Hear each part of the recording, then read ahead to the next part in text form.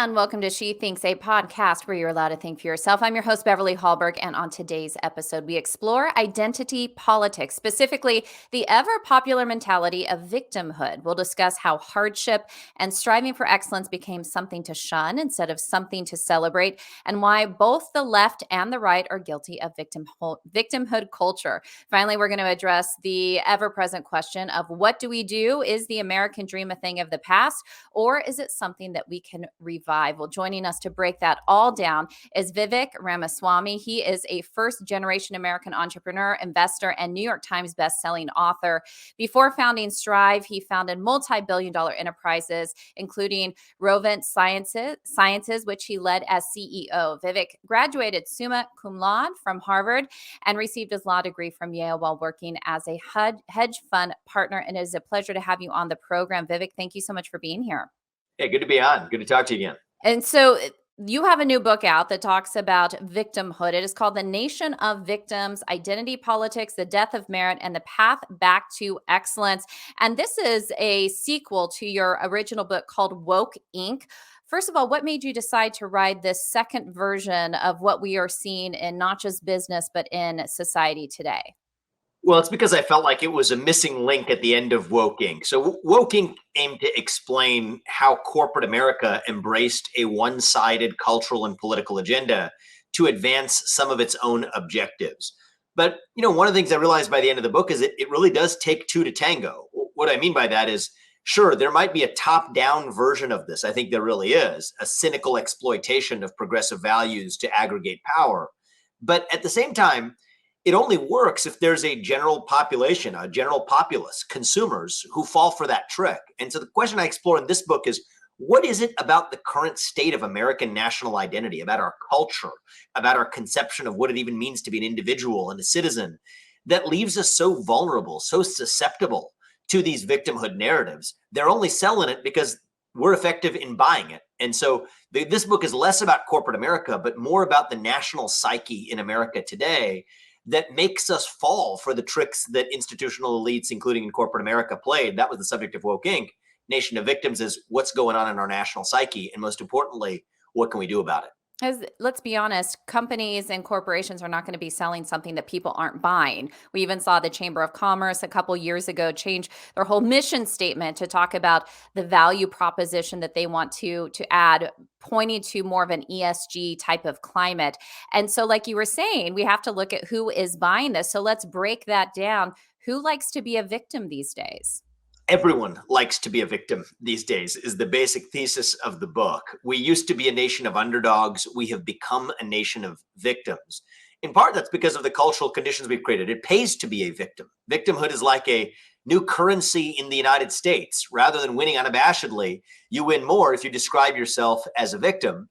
And like most financial bubbles, the victimhood bubble, everyone's cashing in while it's still trading at an all-time high before that bubble bursts. And so that's why we got into this race of the victimhood Olympics. Black victims, white victims, second generation Asian American victims, liberal victims, conservative victims.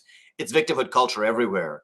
Now, one of the things I trace in the book is this is actually somewhat predictable. Actually, if you look at human history and the arc of the rises and falls of many nations, what happens is even if you begin as a nation of underdogs, you effectively become a nation of incumbents. Your own success begets a sense of entitlement.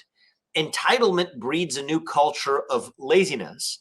And one of the arguments I make in the book is that victimhood fits laziness like a glove because it legitimizes your laziness. It legitimizes your sloth by saying that it's not just that I'm lazy or don't want to work or pursue excellence. It's that actually I'm also morally superior in so doing. As you see, many proponents of the anti-work movement in the United States now say, this is about dismantling the oppression of capitalism. And once you disguise laziness in the veneer of victimhood, it gives you a sense of moral legitimacy. And that's what we're seeing in the country today. So in a certain sense, you saw it in the rise and the many rises and falls of Rome. There's actually a famous quote often attributed to the founder of Dubai, where, what does he say? He says, my grandfather rode a camel, my father rode a camel, I ride a Mercedes, my son drives a Land Rover, my grandson will drive a Land Rover, but my great-grandson will have to ride a camel again, because hard times create strong men create easy times create weak men, and weak men create hard times. In a certain sense, this actually describes a lot of the rises and Yeah. falls of many nations. That's where we are in American history. But I hope there's something we can actually do about it, which is the point of having written the book. Yeah, we're not going to end the podcast right there with we're all going back to camels. Buckle up, people. This is where we're headed. You do give hope, which we'll get to, but I really want to unpack some of what you talked about there. And we will get into even the fact that white people, those on the right, play into victimhood as well. But I want to start with somebody who I think epitomizes victimhood. And maybe this is because I have followed her storyline very much, but Meghan Markle. And the reason why I want to ask you about Meghan Markle, who of course married Prince Harry of England, of Wales, is that she is somebody who has a lot of money. Now, she was not born with a lot of money, but she has seemed to be able to take victimhood, whether it is her own and how she was supposedly treated with the royal family, also her husband, where he talked about how he was treated as well, and get sympathy, even though they make millions of dollars. How is that playing for them? I kind of saw a little bit of a role reversal with the death of the Queen Elizabeth II, where they didn't seem as sympathetic during that time. What do you make of that whole issue? This is the classic case of incumbency breeding victimhood, right? At the end of the day, you have to apologize for your inheritance. So Meghan Markle is actually, it's just a good emblem of what we're seeing generationally. We are right now in America, by the way, in the middle of the largest intergenerational wealth transfer in human history. And one of the points that actually one of my favorite Austrian economists, Ludwig von Mises, said a century ago is that somehow capitalism and the success of capitalism breeds the psychological need for anti-capitalism, for apologist capitalism. So, if you're the son of a great man, as he argued, there's two ways to exceed your father. And this directly applies to Meghan Markle versus her prior generation. But what he said is either you can exceed your father on his own terms, which is by definition hard to do if your father was a great man, or you can do it through achieving moral superiority, which is the easier path because morality is subjectively often defined by the self. So in a certain sense, the psychological need for victimhood is created by actually the success of a prior generation. And that's what you're seeing in a generational scale writ large in the United States. You have a intergenerational wealth transfer that's the largest in human history from baby boomers to millennials. That's what's going on in the US. And then if you want to just take a micro case study of that, it's exactly the Meghan Markle case where she had to use this victimhood narrative to effectively justify her walking into a situation of possible great inheritance. Now, did they give up their formal inheritance from the crown? Sure. They still ended up really wealthy as a consequence of it, but then now are able to cash in on a new currency of victimhood to not just, cash in on the dollars, though I believe they're doing that too. But more importantly, you have a marginal utility of money that declines. Once you have a lot of money, every added unit of dollars you have matters less. What you care more about is social esteem, social sympathy, popularity in the circles in which you run. That becomes even a more valuable currency. That's what she's basically cashing in on, back to that chain we talked about earlier. Incumbency leads to entitlement. Entitlement leads to laziness. Laziness leads to victimhood. That's the Meghan Markle story. And what I think is fascinating about the whole thing is that victimhood has become her business plan. And so far, would you say it's at least working for her? I'm not sure it's working for her in the happiness factor, but as far as the social capital, the notoriety, she's not doing so well on all her business ventures, Netflix and even her podcast. But is there an element where victimhood initially does pay off? Victimhood absolutely pays off. And I'm not studying her balance sheet and her finances or her business's finances, but at the end of the day, it becomes a brand, a cultural currency that you can trade in. And whether it's Meghan Markle, whether it's Kamala Harris in the victimhood politics that effectively got one of the worst candidates in the Democratic primary, her seat as vice president of the United States, it pays to be a victim in today's culture.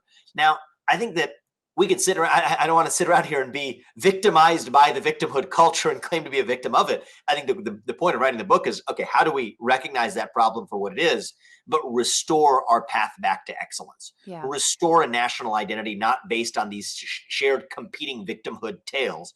As I sort of joke around sometimes, we've entered the victimhood Olympics where everyone is competing to be the bigger victim. You know who wins the gold medal in the victimhood Olympics in America? It's actually China. China wins the gold medal. America loses in the end. There is no winner in the oppression Olympics. But the question is, how do we revive that shared national identity, not a victimhood, which is what our national identity has become today, Yeah. but rather a shared national identity built around the unapologetic pursuit of excellence. That's part of what it used to be an American. And I'd like to revive that identity to say that's what it means to be an American once again. Yeah, and before we get to just the merit-based system, working hard American dream, I think an important point that you make that I want to just talk about a little bit is often maybe it's people on the right view people on the left as being the only people who claim victimhood status, but plenty of people on the right, plenty of white people in America feel victimized as well. Is this why we're seeing the word polarized used so often? As polarization or tribal, just other ways to describe how each person is feeling offended and feeling like they are the victim of whatever society has brought to them. I mean, I think polarization or tribalism is the result of this victimhood culture, or largely the result of this victimhood culture. I have a chapter in the book called Conservative Victimhood. And one of the things I do in that chapter, and the chapter right before it is a chapter on Black victimhood. And in both chapters, actually, I explore the ways in which there are legitimate reasons to feel victimized. If you're a Black American in the United States, certainly if you're rewinding 60 years ago or more to be a Black American in the United States, there were legitimate claims to grievance or victimhood.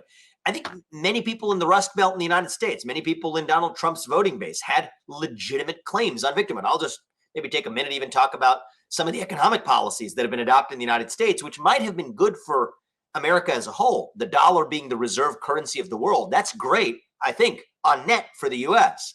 However, it's not so great if you're in the export business, if you're in the manufacturing business, where there's an artificial market pressure that makes your goods and services more expensive compared to that of international manufacturers due to no fault of your own, other than the dollar being the reserve currency of the world. It's a kind of complicated economic argument. I make it in the book, but I think it's absolutely true.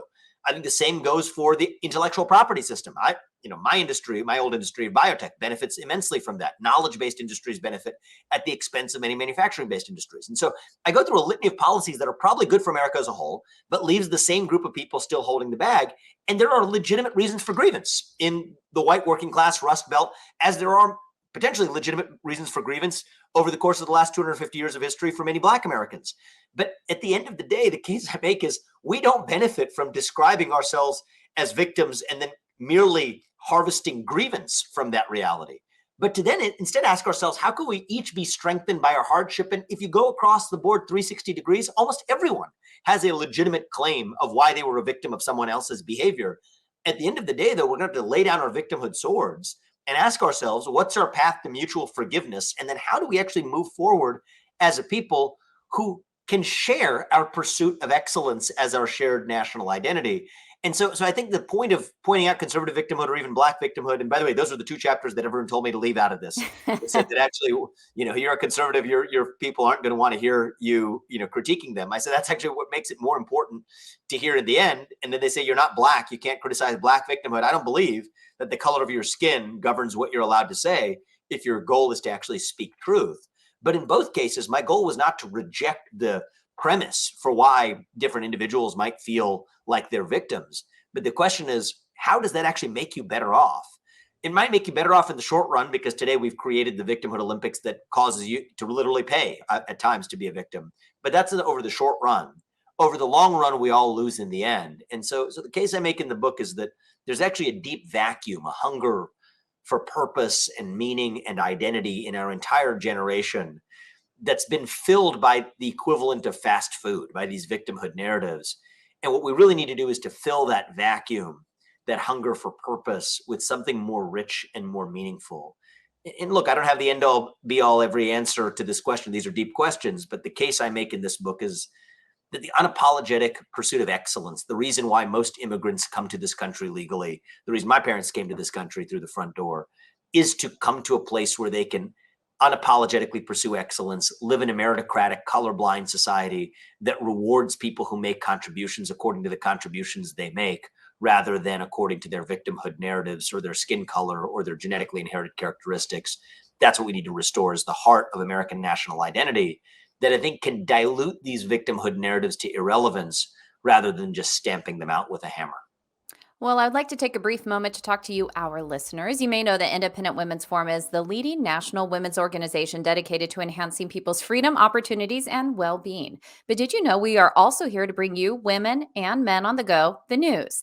You can listen to our High Noon podcast, an intellectual download featuring conversations that make a free society possible. Here, guests like Ben Shapiro and Dave Rubin discuss the most controversial subjects of the day. Or join us for happy hour with At the Bar, where hosts Inez Stepman and Jennifer Braceras chat on the latest issues at the intersection of law, politics, and culture. You can listen to past episodes at IWF.org or search for High Noon or At the Bar in your favorite podcast app. Now, Vivek, let's get to what we do about this. You talked about the psychology of victimhood. What does it take for Americans to overcome the victimhood mentality when they think that they themselves are a victim? Or let's say we look at younger generations, how do we encourage them to not look at themselves as being oppressed, but actually people who can work hard and strive for excellence? So look, the end state I call for is the unapologetic pursuit of excellence, the revival of meritocracy, but it's not going to happen automatically. There's a big bridge to go from a national identity defined around victimhood to a national identity that's defined around the pursuit of excellence. And one of the cases I make in the book is the path from victimhood to excellence runs through forgiveness. But what does that actually mean? I think it involves reviving the idea of civic duty, the idea of what it means to be a citizen of a nation. I think it's one of those ideas that we've lost. Citizenship has almost become a bad word in our society. Now, I think a lot of the pro-individualist crowd, and I'm a member of that crowd, by the way. I love the idea of pursuing the American dream and your individual dreams as a rugged individual unapologetically, resists the idea of civic duty, resists the idea of duties and responsibilities that come with the rights of citizenship. But I don't, actually. I think actually the counterintuitive part of this is once we revive the idea of citizens' duty, the citizens' responsibility, the duties of civic duties of citizenship, I think that lets us go of some of the psychological insecurities that we have as a society right now that cause us to want to apologize for the unapologetic pursuit of excellence, to apologize for success, in the system of free market capitalism or success in life in general. You'll notice we live in a moment where you can't succeed without apologizing for it in some way. We lose that apologist instinct if we actually feel like we've carried out our duties as co-equal citizens in a democratic Republican form of government and in a shared society of co-equal citizens. So that's part of the case I make in the book in a chapter entitled A Theory of Duty. It's a play on John Rawls's famous book, A Theory of Justice, which was the North Star for the late 20th century left-wing movement and the liberal movement of the late 20th century. What I say is that the chapter entitled A Theory of Duty, I hope, offers the beginning of a North Star for 21st century conservatism that's founded not just on liberty or the pursuit of excellence, things I love, but are familiar notions that we talk about all the time, but the revival of civic duty as part of a counterintuitive path to actually get back to freely pursuing excellence through capitalism and otherwise. And this idea of civic duty, being involved in your community, giving back to others, do you find that due to the virtual nature of so many things these days, that is hard? So obviously COVID led to a lot of isolation, but this is a trend that we were already headed towards even pre-COVID. So have we as a society, as we embrace technology, has that made us less connected in person and in the category you talk about, which is the civic duty aspect? Yeah, so I do think technology plays a role in this, and I don't even, even it's interesting to even think about conversing in the language we use. I don't even use the word giving back because that implies that you took something that wasn't yours by succeeding in the first place. So I used to say that. I don't even say the word giving back, but the idea of living out your duty as a citizen. What does it mean to be a citizen? Part of being a citizen means having a duty. That was the Roman idea of citizenship. I think it's part of the American idea of citizenship too. You're right that I think modern technology has in some cases eroded that idea of civic duty and civic identity. I'll just give you an example of what I mean, just to make it tangible. There was this debate, I don't know if you remember this, but last year there was Wall Street Journal reporting on Facebook, investigatory reporting that said that, Facebook knew that young teen girls were, suffering from body image issues as a consequence of using Instagram, and shouldn't Facebook and Mark Zuckerberg be doing something about that? And so, conservative media, et cetera, called me because I've been a critic of a lot of censorship on social media and expected me to sort of bash them for this. And I didn't actually think that actually wasn't my reaction. I think that we would be making a mistake by tasking the Mark Zuckerbergs and the Dorseys of the world to take responsibility for the psychic fortitude of teen girls. To the contrary, we should be doing a better job of that in the offline world through the actual civic institutions, the institution of the family, of religious institutions, of civic institutions, of community institutions that, don't leave young girls, young boys, anyone else vulnerable to the psychic exploitation that I think is the business model of modern social media, to use your frailties, your deepest human insecurities to cause you to click on something more quickly than you otherwise would, opening up a window into your soul that someone has on the outside that you don't even have to your own soul. That's effectively the edifice on which modern social media is built. The job shouldn't be to expect modern social media to operate differently, but to instead fill that void of psychic fortitude with something more meaningful, starting in the offline world, such that when you're a fully formed adult in the online world, you don't really, find yourself susceptible to those same forces in the same way. Something I often say about capitalism is that capitalism is the least worst system for allocating a system of rewards. That's for sure.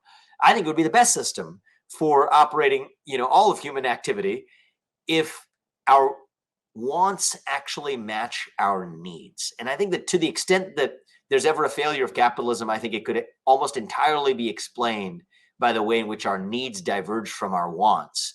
And the delta between the two might be something that we call virtue. And I think that virtue is not a product of capitalism. It is a precondition for capitalism. And in a certain sense, that's a direct parallel to the point I was making earlier, that civic duty and the living out of civic duty as a citizen is a precondition for the pursuit of excellence. Well, final question I have for you. So, writing about a book that deals with victimhood and identity politics, and of course, your previous book, Woke Inc., which dealt with the corporate world, what has the response been? This is an honest discussion about what's going on, but obviously, not everybody's going to love what they hear. Yeah, look, I think that I think people are processing it, and which is exactly what I wanted to do with this book. Woke Inc. I hope people took a lot away from that book. I'm very proud of what its contributions to the discourse, but it had a pretty simple thesis, drove a lot of personal stories, called out a lot of hypocrisy in corporate America. That was in some ways an easier book both to write and to digest. I think this one goes to the deeper identity crisis of a nation and offers, I think, reflections that make it the easy part of pointing the finger at somebody else. That's the easy part. I did a lot of that in Woke Inc. This book is about looking in the mirror. And I think that's a harder thing to do. And I think that's something that each of us as citizens, talk about civic duty. I think it starts at home is, to think about the victimhood narratives that we pin to someone else. Let's take a long, hard look in the mirror and see whether we don't start by leading by example in the first place. And that's a harder thing to do. I think it's easy to point out the hypocrisy of an opponent. It's harder to offer an affirmative vision that fills the void instead. I'm not saying I do a perfect job of that in this book, but I at least take a stab at it. And I think more of us need to start taking a stab at it, be it in the conservative movement or the American movement more broadly. And I think once we do, that might be an important step in our path back to excellence. Yeah, I think it's an important read because so many people are asking the question, is the American dream gone? What do we do? Where is America headed? And I think this book does a good job to talk about how we got here and what we can do. It is called Nation of Victims, Identity Politics, The Death of Merit, and the Path Back to Excellence. And before you go, I just want to mention I will be seeing you next week in Washington, D.C., Vivek, because you're receiving the IWF Gentleman of Distinction Award. So your work has gone noticed, and we are very thankful that you're going to be coming to that event, and we're thankful you're here with us today. Vivek Ramaswamy, thank you so much for being here. I'm honored. Thank you. And thank you all for joining us. Before you go, Independent Women's Forum does want you to know that we rely on the generosities of supporters like you.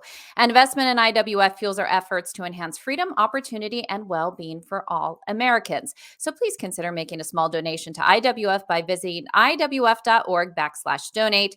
That is iwf.org/donate. Last, if you enjoyed this episode of She Thinks, do leave us a rating or a review. It does help, and we'd love it if you shared this episode so your friends know where they can find more She Thinks. From all of us here at Independent Women's Forum, thanks for watching.